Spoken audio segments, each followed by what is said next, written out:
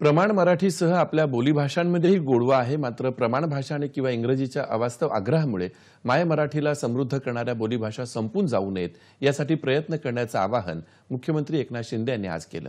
अमळनेर इथं आयोजित 97व्या अखिल भारतीय मराठी साहित्य संमेलनाच्या समारोप कार्यक्रमात मुख्यमंत्री तब्येतीच्या कारणामुळे दूरदृश्य प्रणालीद्वारे सहभागी झाले तेव्हा बोलत होते। नव्या पिढीतील लेखक बोलीभाषेत साहित्य निर्मिती करत आहेत याबद्दल त्यांनी समाधानही व्यक्त केलं। आपल्या साहित्यिकांनी आपलं लेखन मनोरंजनापुरतं मर्यादित कधीच ठेवलं नाही, तर समाजाचं प्रबोधनही केलं, समाजाला दिशा देण्याचं काम केलं।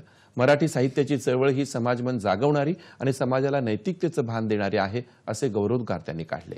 अनेक चळवळींचा पाया रचण्यात मराठी साहित्याचा मोठा वाटा आहे असं सांगत यालाच अनुसरून सरकार कुठलाही निर्णय व्यापक जनकल्याणाचा विचार करून घेतं असं ते म्हणाले।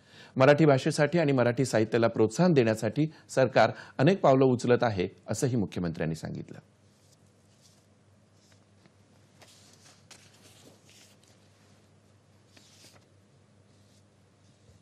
महाराष्ट्रातील प्रत्येक शिक्षणबाह्य शासकीय खाजगी कार्यालयांमध्ये ग्रंथालय सुरू करण्याबाबत पावलं उचलली आहेत। मराठी लोकसाहित्याच्या संशोधन आणि ग्रंथलेखनासाठी विशेष अनुदान देणार आहोत। थोर साहित्यिकांच्या, संतांच्या तसेच ज्ञात अज्ञात लोकांनी लिहिलेल्या दुर्मिळ हस्तलिखितांच्या जतनासाठी विशेष प्रयत्न करून त्याबाबत प्रस्ताव मागवणार आहोत। जिल्ह्याच्या ठिकाणी साहित्य संस्कृती मंडळाच्या माध्यमातून साहित्य संस्कृती भवन उभं करण्याची संकल्पना आहे, ज्याद्वारे जिल्ह्यातील साहित्याचा, कलेचा प्रचार प्रसाराला एक व्यासपीठ मिळेल। प्रकाशन व्यवसायाला प्रोत्साहन देण्यासाठी शासनाकडून सर्वतोपरी मदत केली जाईल।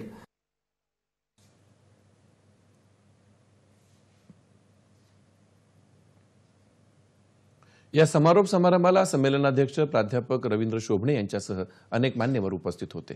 त्यापूर्वी आज अभिजात मराठी भाषेचा योग्य उपयोग करण्यासाठी मराठी व्यवहाराची विविध क्षेत्र सज्ज आहेत का या विषयावर अभिरूप न्यायालय झालं। अभिरूप न्यायालयाच्या न्यायाधीश म्हणून न्यायमूर्ती मृदुला भाटकर यांनी, तर शासनाच्या वतीने वकील म्हणून उपसभापती डॉक्टर नीलम गोरे यांनी काम पाहिलं। मराठी भाषेच्या अभिजात दर्जासाठी शासन कटिबद्ध आहे असं गोरे म्हणाल्या। मराठी भाषा मुळात अभिजात आणि संपन्न आहे। आज विविध क्षेत्रात मराठी भाषेचा वापर होत आहे।